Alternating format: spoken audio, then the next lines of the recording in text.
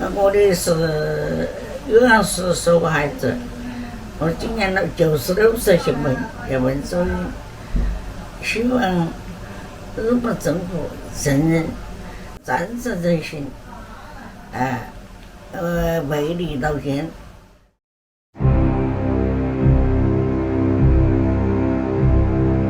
A dark and brutal chapter unfolded during World War II across Asia. At least 400,000 women, mainly from China, Korea, the Philippines, and Indonesia, were forced into sexual slavery by the Japanese Imperial Army. Many died from torture and abuse. Survivors were left with lasting injuries, infertility, and lifelong trauma. They were the so-called comfort women.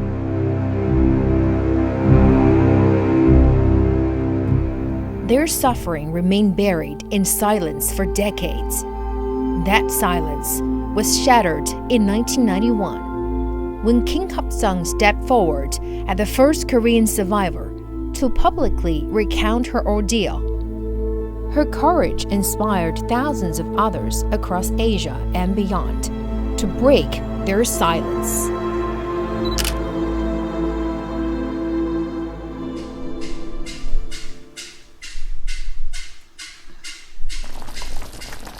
Peng Zhuying is one of the last 7 known survivors on the Chinese mainland. This testimony, recorded in Hunan in June 2025, with renewed urgency, is driven by a critical international effort, the Voices of the Comfort Women Archive.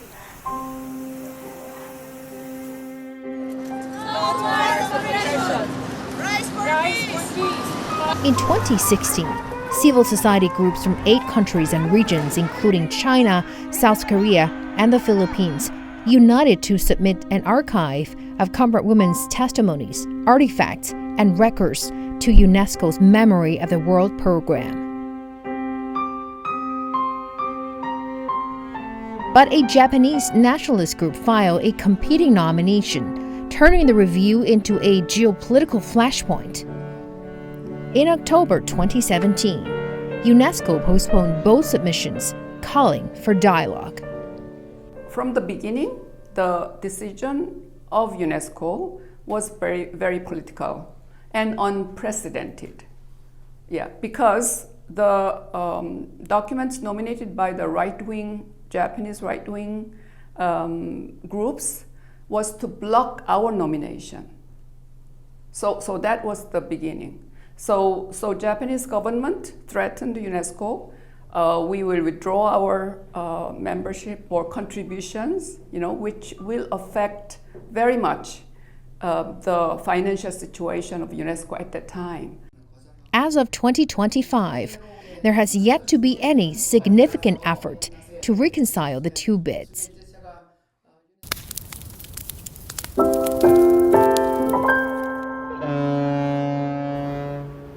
In Shanghai, an unassuming building stands as a monument to remembrance. I'm here at the Chinese Comfort Women History Museum, built under the leadership of Professor Su Zhiliang. It exhibits a wealth of survivors, oral accounts, and historical documents.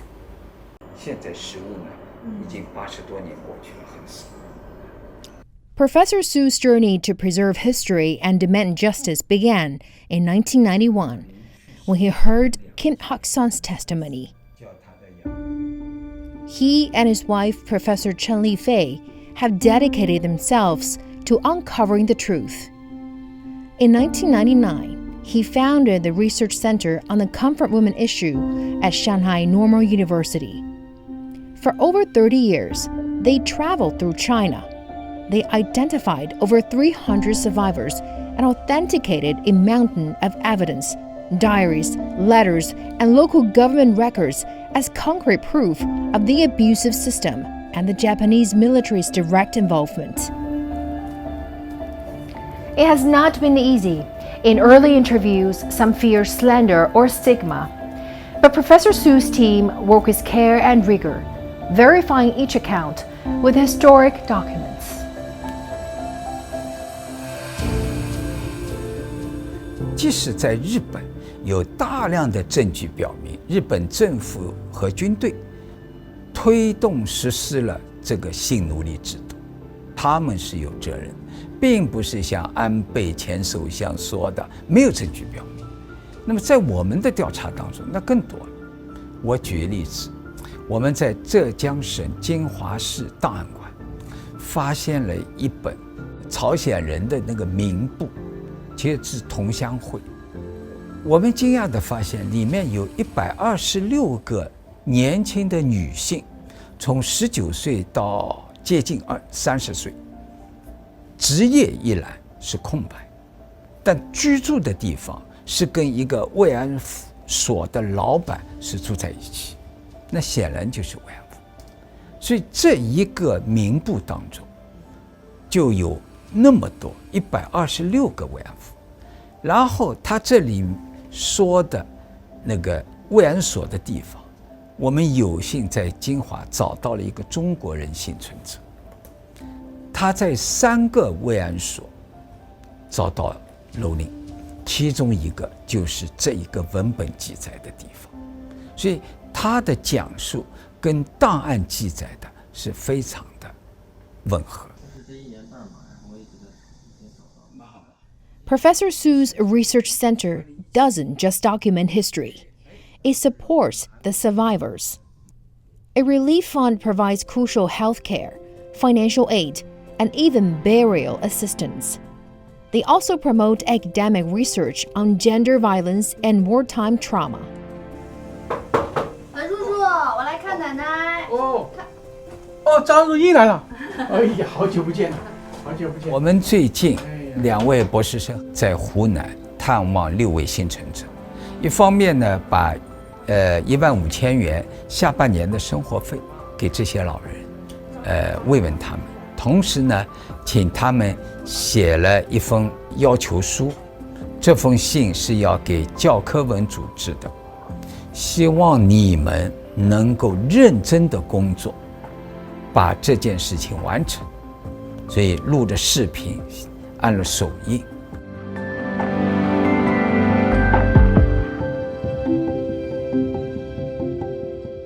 The memory of the comfort woman is not confined to one country. The Statue of Peace next to me is a symbol of the victims of the comfort woman system. Similar statues have been set up in many countries and regions, including South Korea, the United States, Japan, and Germany.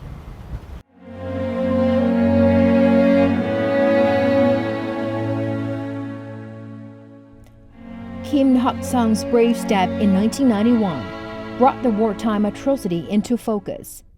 But even as the solidarity among survivors remains, the pursuit of justice has been elusive. Gendrup Ern, a Dutch survivor forced into the system in Java, was a prominent advocate until she died. In Seoul and Busan, weekly protests continue, demanding an official apology and compensation from Tokyo. In Indonesia and the Philippines, survivors formed support groups and pursued war crimes litigation. It was not a very easy process. It was difficult, it was complicated. It needed the support and cooperation of many people, historians, lawyers, advocates, activists, in helping the women come forward with their stories to the public, and in helping them as well recover or cope with the trauma that they experienced and had kept a secret for more than 30 or 50 years. The United Nations and international bodies have voiced support. UN human rights reports since the 1990s have condemned the comfort woman system as sexual slavery and urged Japan to apologize. In 2007, parliaments in the US, Canada, the Netherlands, and others passed resolutions demanding Japan accept responsibility.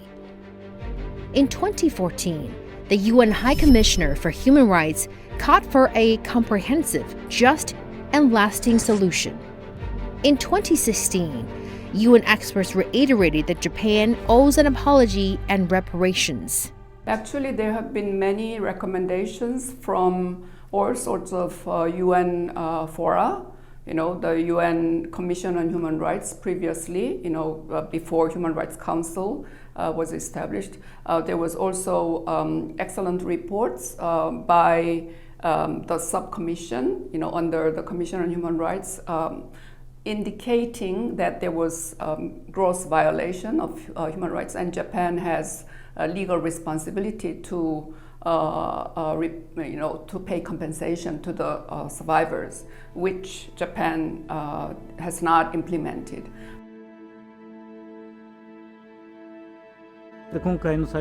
Yet, official resistance in Tokyo persists. In 2016, a Japanese delegate even told the UN that the issue was settled via a bilateral deal with South Korea, conflating this systematic slavery with inevitable wartime violence. Right-wing narratives downplay Japan's responsibility, suggesting general wartime suffering or claiming past apologies suffice, and that the Asian Women's Fund absolves it. First, we have to clarify that the Asian Women's Fund was never really the official reparations that were demanded by the victims. The official reparations demanded by the victims should be preceded by a formal and public apology, which in turn should also be followed by a set of concrete social and legal measures to make the atonement possible. So we saw it as a way not only of evading legal and official responsibility on the part of the Japanese government, but also as a way of dividing the ranks of the victims and the advocates.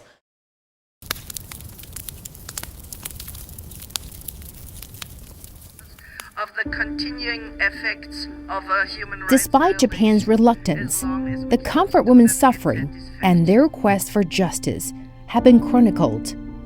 我们应该向国际发声，让世界上的人知道，在中国曾经有这么一群受害群体。In the words of one of our Lolas, Lola Estelita D, she does not expect actually to achieve justice in her lifetime, but all she wanted was that the war of occupation will never happen again in the Philippines, and that the young are taught to be vigilant to oppose such wars. Our intention is to preserve these Comfort Woman documents for the future generations, for their peace education, history education, human rights education. It is essential. If it is crushed, then there will be only voices preserved of those who are victorious, who are the rulers, who are the powerful. And then those whose rights are violated, who are weak, who are victims and survivors, those voices will never be recorded, and we don't know what actually happened during conflict and wartime, and then we cannot remedy, the past wrongdoings. 从这样一个反人类的战争罪行，我们人类必须要明举。必须要予以谴责，必须要追究战争的责任，这样才能够铭记历史，捍卫和平。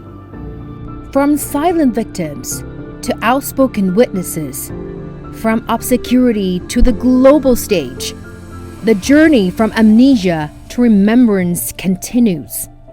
We have the responsibility to listen, to remember, to ensure that the promise of never again truly encompasses all victims, especially the women whose suffering the world once chose to forget.